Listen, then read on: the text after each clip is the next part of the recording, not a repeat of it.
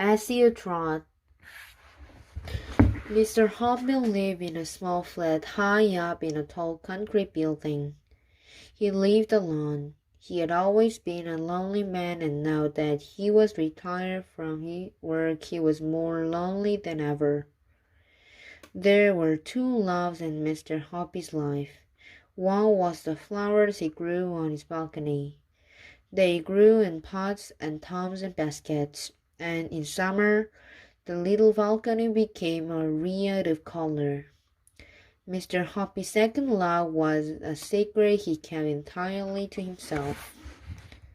The balcony immediately below Mr. Hoppy's jutted out a good bit farther from the building than his own, so Mr. Hoppy always had a fine view of what was going on down there. This balcony belonged to an attractive middle-aged lady called Mrs. Silver.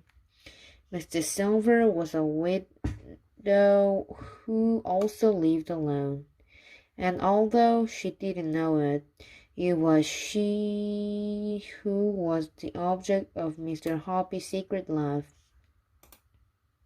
He had loved her from his balcony for many years, but he was a very shy man and had never been able to bring himself to give her even the smallest hint of his love. Every morning, Mr. Hoppy and Mrs. Silver exchanged polite conversation, the one looking down from above, the other looking up, but that was as far as it ever went.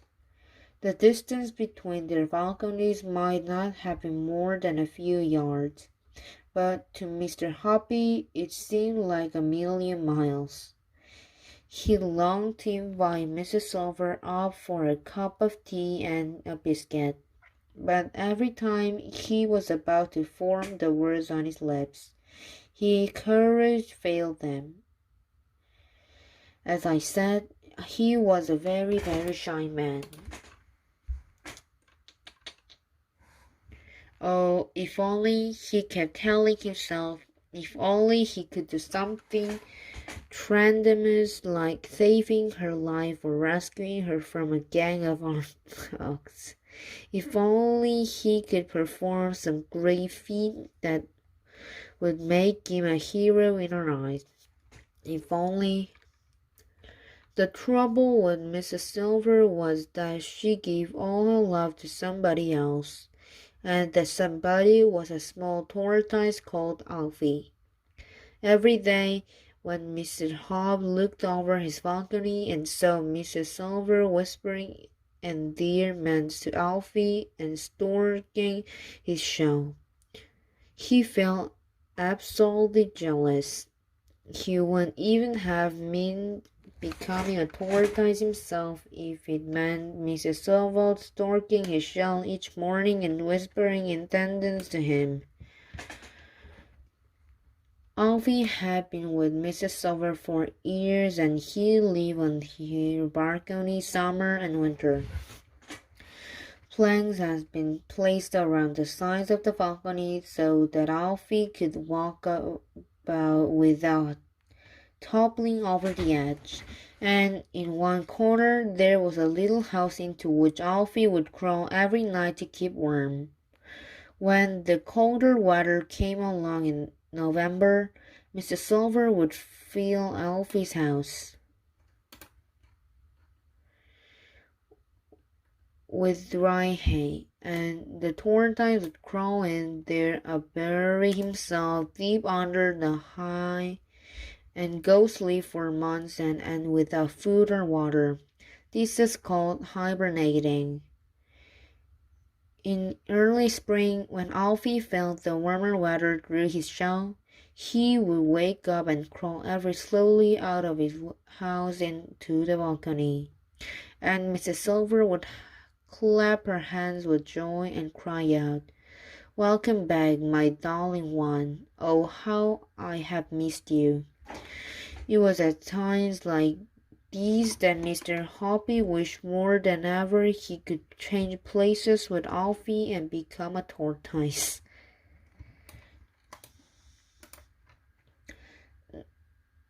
Now we come to a certain bright morning in May when something happened that changed and indeed electrified Mr. Hobby's life. He was leaning over his balcony rail watching Mrs. Silver serving Alfie his breakfast. "Here the heart of the lettuce for you, my lovely," she was saying. "And here's a slice of fresh tomato and a piece of crispy celery." "Good morning, Mrs. Silver," Mr. Hobby said. "Alfie's looking well this morning. Isn't he gorgeous?" Mr. Silver said, looking up and beaming at him.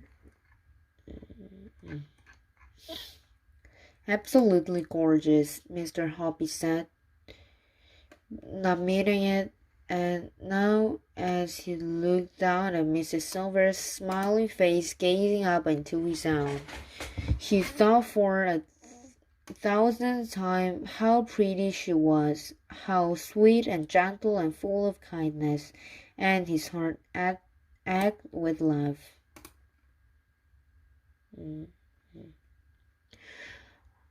"I do so wish she would grow a little faster," Mrs. Silver was saying. "Every spring, when he wakes up from his winter sleep, I weigh him on the kitchen scales.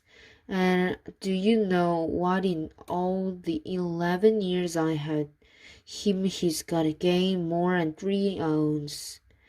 That's almost nothing." "What does he weigh now?" Mr. Hobby asked her. "Just 13 ounces," Mrs. Silver answered. "About as much as a grapefruit." "Yes, well, tortoises are very slow growers," Mr. Hobby said solemnly. "But they can live for 100 years." "I know that," Mrs. Silver said. "But I just so wish she would grow just a little bit bigger. He's such a tiny wee fellow." "He seems just fine as he is," Mr. Hobby said. "No, he's not just fine," Mrs. Silver cried. "Try to think how miserable it must make you feel to be so teachy.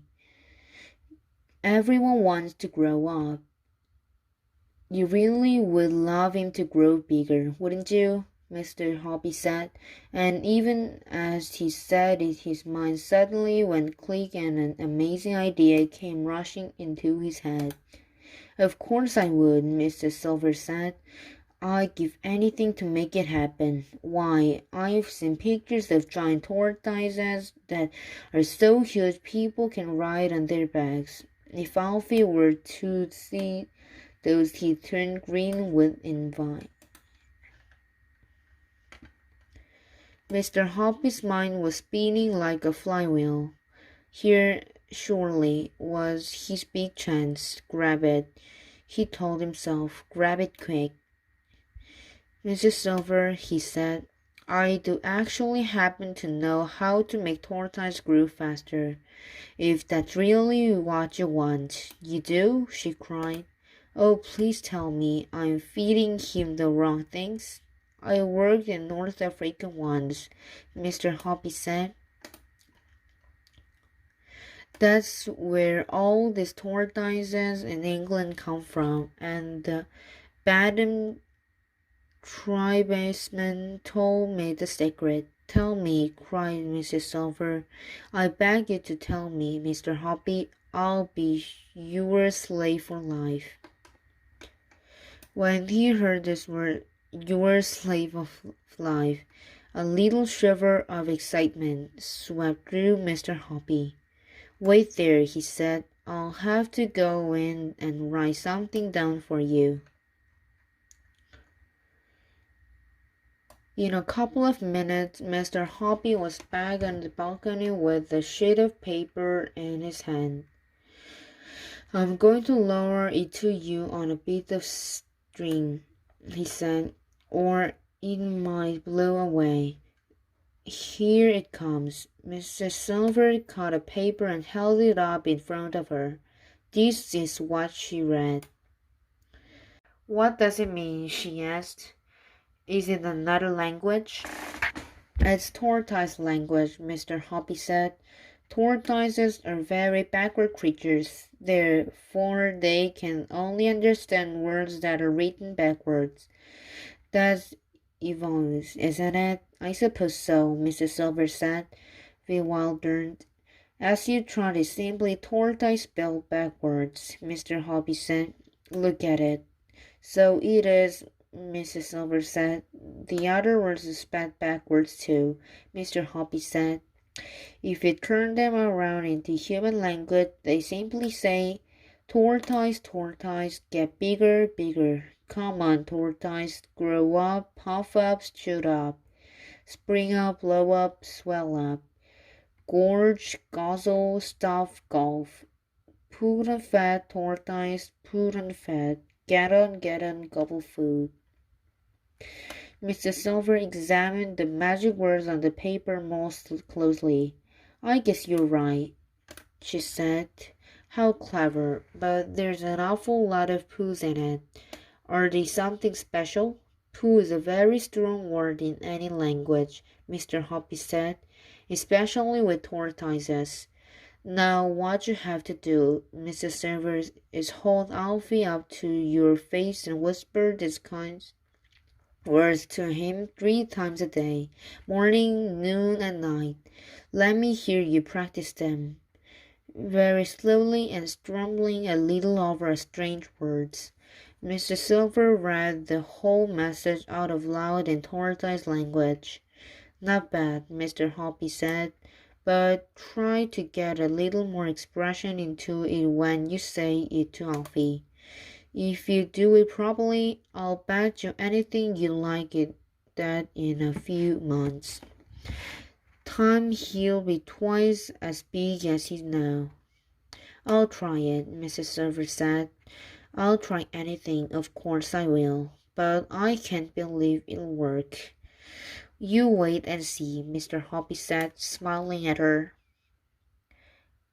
Back in his flat, Mr. Hoppy was simply quivering all over with excitement. You slave for life, he kept repeating to himself. What bliss! But there was a lot of work to be done before what time happened. The only furniture in Mr. Hoppy's small living room was a table and 2 chairs. These he moved into his bedroom, and then he went out and bought a sheet of thick canvas and spread it all over the entire living room floor to protect his carpet. Next, he got out the telephone book and wrote down the address of every pet shop in the city. There were 14 of them altogether. It took him 2 days to visit each pet shop and choose his tortoises. He wanted a great many, at least 100, perhaps more, and he had to choose them very carefully. To you and me there is not much difference between one tortoise and another. They differ only in their size and in the color of their shells. Alfie had a darkish shell, so Mr. Hoppy chose only the dark shell tortoises for his great collection. Size, of course, was everything. Mr. Hoppy chose all sorts of different sizes, some weighing only slightly more than Alfie's 13 ounces, others a great deal more, but he didn't want any that weighed less. Feed them captives, the pet shop owners told them. That's all they'll need. Then a bowl of water.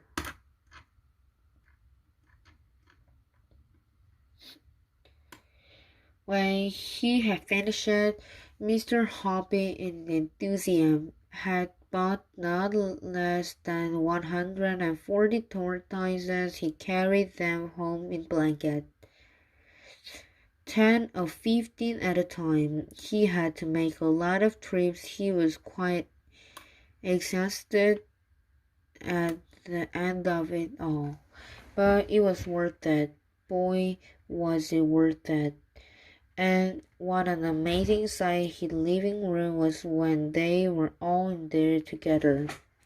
The floor was swarming all tortoises of different sizes, some walking slowly about and exploring, some munching cabbage leaves, others drinking water from a big shallow dish. They made just the faintest rustling sound as they moved over the canvas seat. But that was all. Mr. Hoppy had to pick his way carefully on his toes between this moving sea of brown shells whenever he walked across the room. But enough of that. He must get on with the job.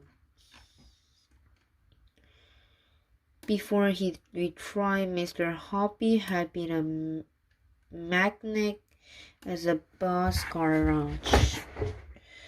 And now he went back to his old place of work, asked his mates if he might use an old bench of 4 hours or 2. What he had to do now was to make something that would reach down from his down balcony to Mrs. Silver's balcony to pick up a tortoise. This was not difficult for a mechanic like Mr. Hoppy. First, he made 2 metal claws of Finkel's, and these he attached to the end of the long metal tube. He ran 2 stiff wires down inside the tube and only connected them to the metal claws in such a way that when you pull the wires, the claws closed, and when you pushed them, the claws opened. The wires were joined to a handle at the end of the tube. It was all very simple. Mr. Hoppy was ready to begin. Mrs. Silver had a part-time job. She worked from noon until 5 o'clock every weekday afternoon in the shop that sold newspapers and sweets. That made things a lot easier for Mr. Hoppy. So on the first exciting afternoon, after he had made sure that Mrs. Silver had gone to work, Mr. Hoppy went out onto his balcony armed with his long metal pole. He called this his tortoise catcher. He leaned over the balcony railings and lowered the pole down into Mrs. Silver's balcony below. Alfie was basking in a pale sunlight over to one side. "Hello, Alfie," Mr. Hoppy said. "You were about to go for a little ride." He wiggled the tortoise catcher till it was right above Alfie. He pushed the hand lever so that the claws opened wide. Then he lowered the 2 claws neatly over Alfie's shell and pulled the lever. The claws closed tightly over the shell like 2 fingers on a hand. He hauled Alfie up onto his job balcony. It was easy. Mr. Hoppy weighed Alfie on his own kitchen scales just to make sure that Mrs. Silver's figure of 13 ounces was correct. It was. Now, holding Alfie in one hand, he picked his way carefully through his huge collection of tortoises to find one that first of all had the same color shell as Alfie's, and secondly weighed exactly 2 ounces more. 2 ounces is not much. It is less than a smallish hen's egg weighs. But you see, the important thing in Mr. Hoppy's plan was to make sure that the new tortoise was bigger than Alfie, but only a tiny bit bigger. The difference had to be so small that Mrs. Silver wouldn't notice that. From his vast collection, it was not difficult for Mr. Hoppy to find just the tortoise he wanted. He wanted one that weighed 15 ounces exactly on his kitchen scales, no more and no less. When he had got it, he put it on the kitchen table beside Alfie, and even he could hardly tell that was bigger than the other. But it was bigger. It was bigger by 2 ounces. This was tortoise number 2. There followed a rather nervous 2 hours wait for Mrs. Silver to return from work. Would she see any difference between a new tortoise and Alfie? It was going to be a tense moment. Out onto her balcony swept Mrs. Silver. "Alfie, my darling," she cried out, "Mommy's back. Have you missed me?" Mr. Hoppy, peering over its railing, but he, between two huge spotted plants, held his breath. The new tortoise was still chomping away at the lettuce. My, Alfie, you do seem hungry today," Mrs. Silver was saying. "It must be Mr. Hoppy's magic words I've been whispering to you." Mr. Hoppy watched as Mrs. Silver picked the tortoise up and stroked his jaw. Then she fished Mr. Hoppy's piece of paper out of her pocket, and holding the tortoise very close to her face, she whispered, reading from the paper. Mr. Hoppy popped his head out the foliage and called out, "Good evening, Mrs. Silver. How is Alfie tonight?" "Oh, he's lovely," Mrs. Silver said, looking up at beaming. "And he's developing such an appetite. I've never seen him eat like this before. It must be the magic words." "You never know," Mr. Hoppy said darkly. "You never know." Mr. Hoppy waited 7 whole days before he made his next move. On the afternoon of the 7th day, when Mrs. Silver was at work, he lifted tortoise number 2 from the balcony below and brought it into his living room. Number 2 had weighed exactly 15 ounces. He must now find one that weighed exactly 17 ounces. 2 ounces more. From his enormous collection, he easily found the 17-ounce tortoise, and again he made sure the shells matched it in color. Then he lowered tortoise number 3 onto Mrs. Silver's balcony. As you will have guessed by now, Mr. Hoppy's secret was a very simple one. If a creature grows slowly enough, I mean very, very slowly indeed, then you'll never notice that it was grown at all, especially if you see it every day. It's the same with children. They are actually growing taller every week, but their mothers never notice it until they grow out of their clothes. "Slowly does it," Mr. Hoppy told himself. "Don't hurry it." So this is how things went over the next 8 weeks. In the beginning, Alfie weighed 13 ounces. End of the first week, tortoise number 2 weighed 15 ounces. End of the second week, tortoise number 3 weighed 17 ounces. End of the third week, tortoise number 4 weighed 19 ounces. End of the fourth week, tortoise number 5 weighed 21 ounces. End of the fifth week, tortoise number 6 weighed 27 ounces. End of the sixth week, tortoise number 7 weighed 25 ounces. End of the seventh week, tortoise number 8 weighs 27 ounces.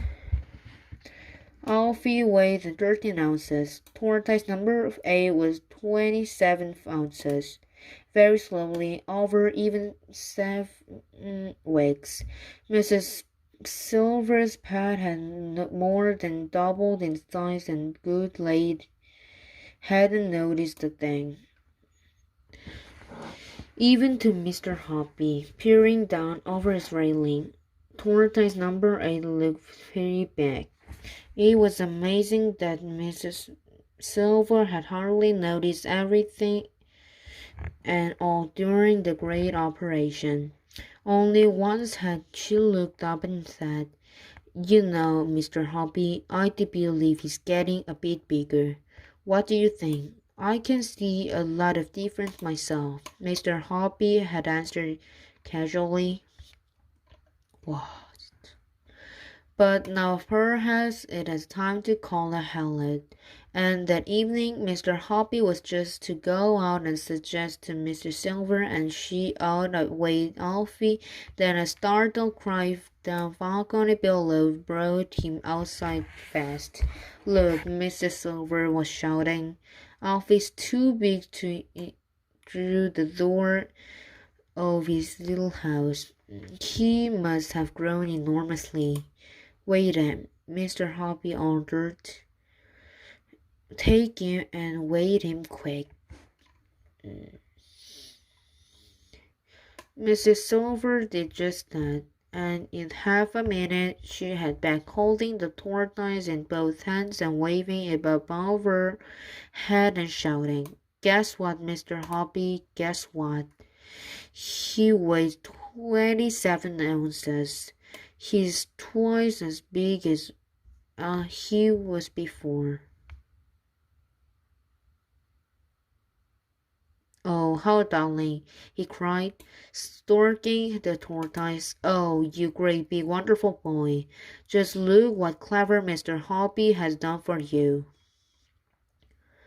Mr. Hoppy suddenly felt very brave. "Mrs. Silver," he said, "do you think I could pop down your balcony and hold Alfie myself?" "Why, of course you can," Mrs. Silver cried. "Come down at once." Mr. Hoppy rushed down the stairs and Mr. Silver opened the door to him. Together they went onto the balcony. "Just look at him," Mr. Silver said proudly. "Isn't he grand?" "He's a big, good-sized tortoise now," Mr. Hoppy said. "And you did it," Mrs. Silver cried. "You're a miracle man. You are indeed. But what I'm going to do about his house?" Mrs. Silver said. "He must have a house to go in at night, but now he can get through the door." They were standing on a balcony looking at the tortoise who was trying to push his way into his house, but he was too big. "I shall have to enlarge the door," Mrs. Silver said. "Don't do that," Mr. Hoppy said. "You must go chopping up such a pretty little house. After all, he only needs to be just a tiny bit smaller and it could get in easily." "How can he possibly get smaller?" Mr. Silver asked. "That's simple," Mr. Hoppy said. "Change the magic word. Instead of telling him to get bigger and bigger, tell him to get a bit smaller. But in tortoise language, of course." "Will that work?" "Of course it'll work. Tell me exactly what I have to say, Mr. Hoppy." Mr. Hoppy got out a piece of paper and a pencil and wrote, Esio Trot, tag a tip reliance. "That'll do it, Mrs. Silver," he said, handing her the paper. "I don't mind trying it," Mrs. Silver said, "but look here, I wouldn't want him to get teachy small all over again, Mr. Hoppy." "He won't, dear lady, he won't," Mr. Hoppy said. "Say it only tonight and tomorrow morning, and then see what happens. We might be lucky." "If it works," Mrs. Silver said, touching him softly on the arm, "then you are the cleverest man alive."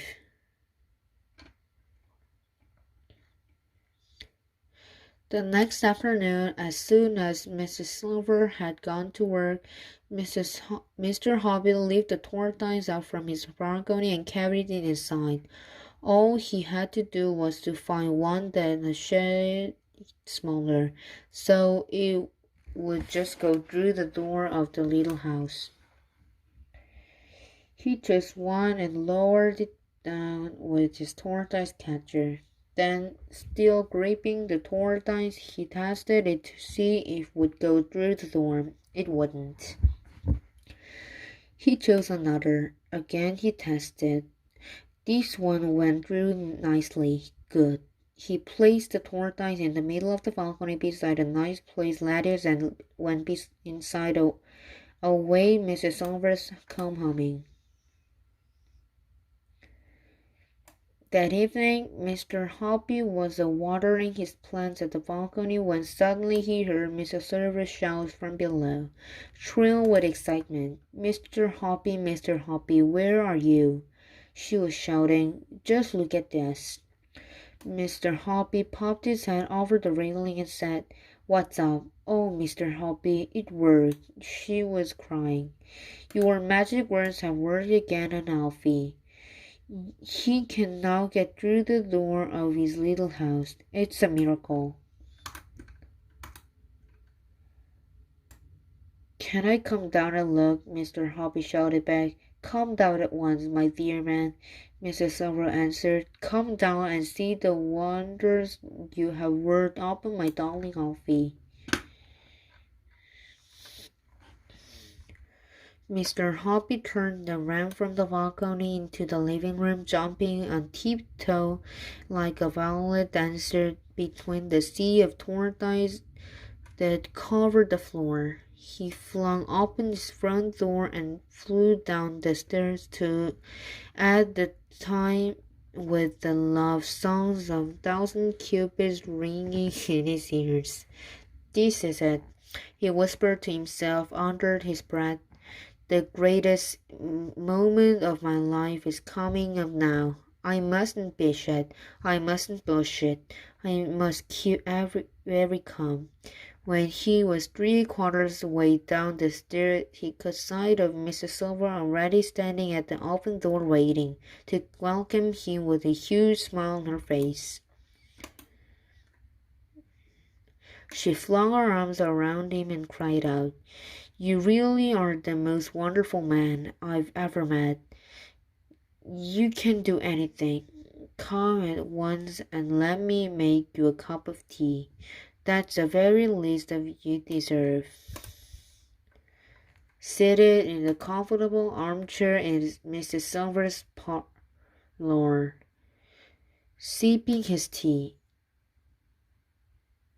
Mr. Hoppy was all of Twitter. He looked at the lovely lady sitting opposite him and smiled at her. She smiled right back at him.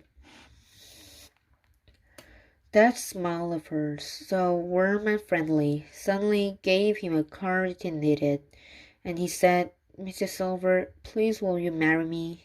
"Why, Mr. Hoppy," she cried, "I didn't think you'd ever get around to ask me. Of course I'll marry you." Mr. Hoppy got rid of his teacup, and two of them stood up and embraced warmly in the middle of the room. "It's all due to Alfie," Mrs. Silver said, slightly breathless. "Good old Alfie," Mrs. Hoppy said. "We'll keep him forever." The next afternoon, Mr. Hoppy took all his other tortoises back to the pet shop and said they could have them for nothing. Then he cleaned up his living room, leaving not a leaf of cabbage nor a trace of tortoise. A few weeks later, Mrs. Silver became Mrs. Hoppy, and two of them will live very happily ever after. Passenger. I accept you were wondering what happened to little Alfie. The first of them all, well, he was but a week later from one of the pet shops by a small girl called Roberta Squibb, and he settled down to Roberta's garden. Every day he fed him lettuce and tomato slices and crispy celery, and in the winters he hibernated in a box of dry leaves in the pool shed. That was a long time ago. Roberta had grown up and now married and was two children of her own. She lived in another house, but Alfie is still with her, still the much-loved family pet, and Roberta reckons that by now he must be about 30 years old. It has taken him all the time to grow to twice the size he was even Mr. Silver has him. But he made it in the end.